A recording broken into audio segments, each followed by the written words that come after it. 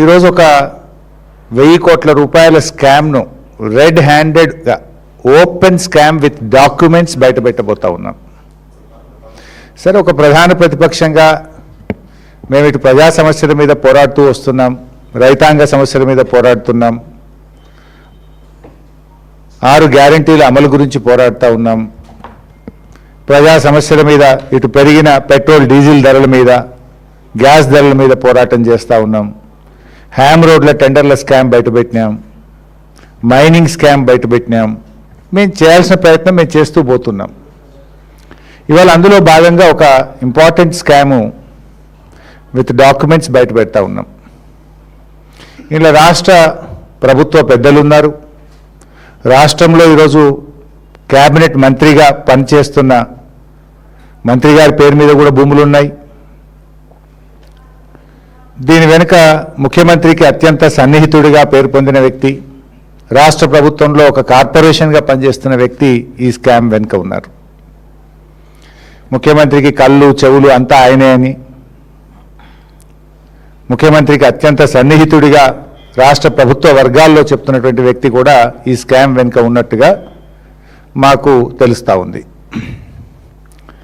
ఇది ముఖ్యంగా శంషాబాద్ మండలం పెద్దషాపూర్ గ్రామంలో సర్వే నంబర్ 173 నుంచి 183 మధ్య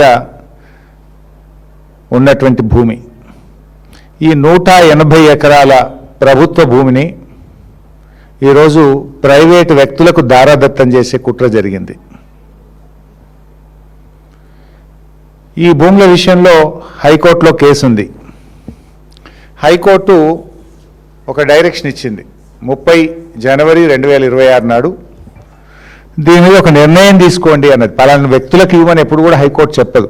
హైకోర్టు ఏం చెప్తుందంటే, ఈ పిటిషన్ వచ్చింది, దీన్ని విచారించండి, దీని మీద తగిన నిర్ణయం తీసుకోండి అని చెప్పి చెప్తుంది హైకోర్టు.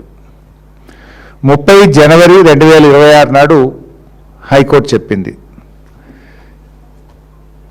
24 ఫిబ్రవరి 2026 24 ఫిబ్రవరి 2026 రోజు ఆర్డీఓ గారు హైకోర్టులో అఫిడవిట్ ఫైల్ చేసినారు. 24 ఫిబ్రవరి 2026 రోజు ఆర్డీఓ గారు హైకోర్టులో అఫిడవిట్ ఫైల్ చేయడం జరిగింది. ఇది ఆర్డీఓ గారి అఫిడవిట్.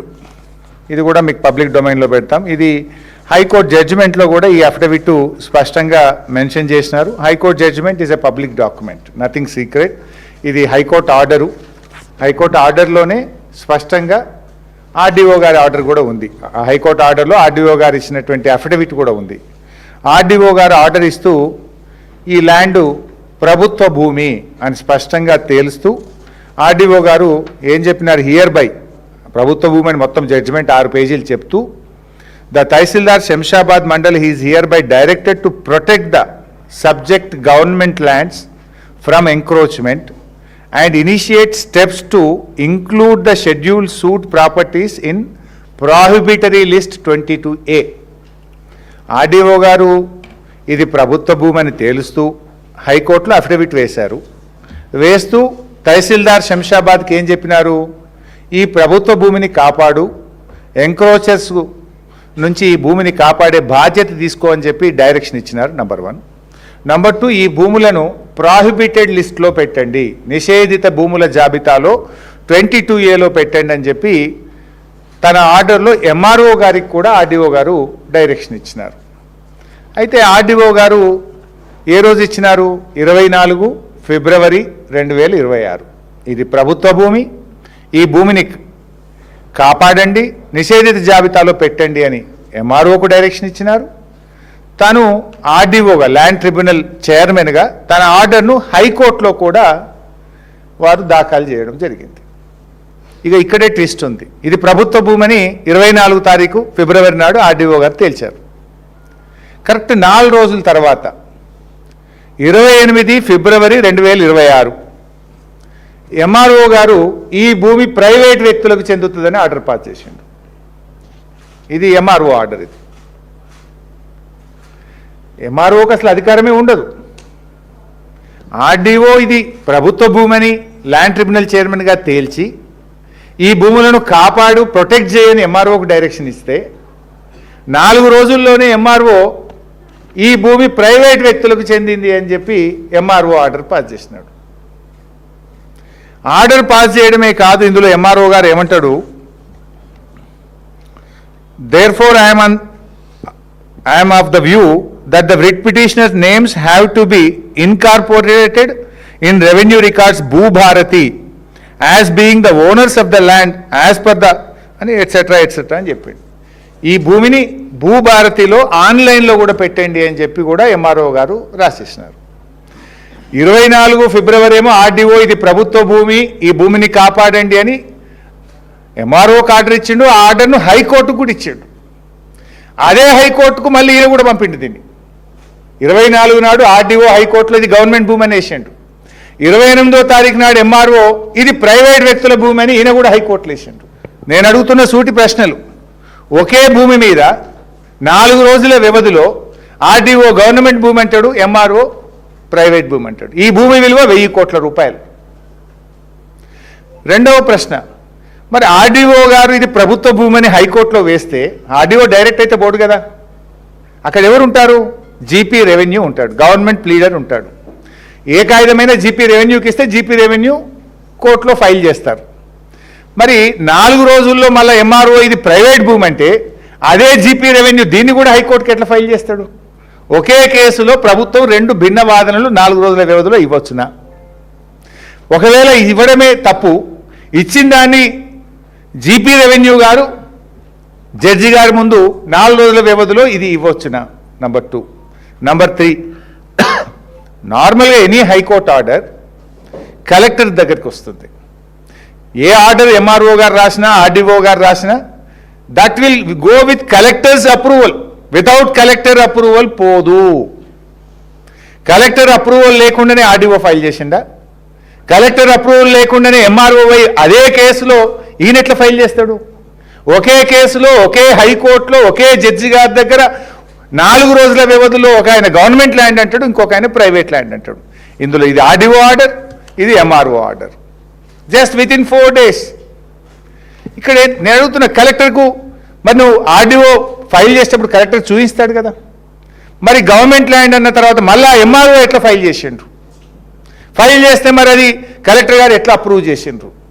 కలెక్టర్ అప్రూవ్ చేయడం ఒక తప్పు అయితే జీపీ రెవెన్యూ ప్రభుత్వ ప్లీడర్ దీన్ని ఏ రకంగా హైకోర్టులో ఫైల్ చేస్తారు? అడ్వకేట్ జనరల్ ఏ రకంగా దీన్ని అలో చేస్తారు? ఇది సెకండ్ క్వశ్చన్. అయితే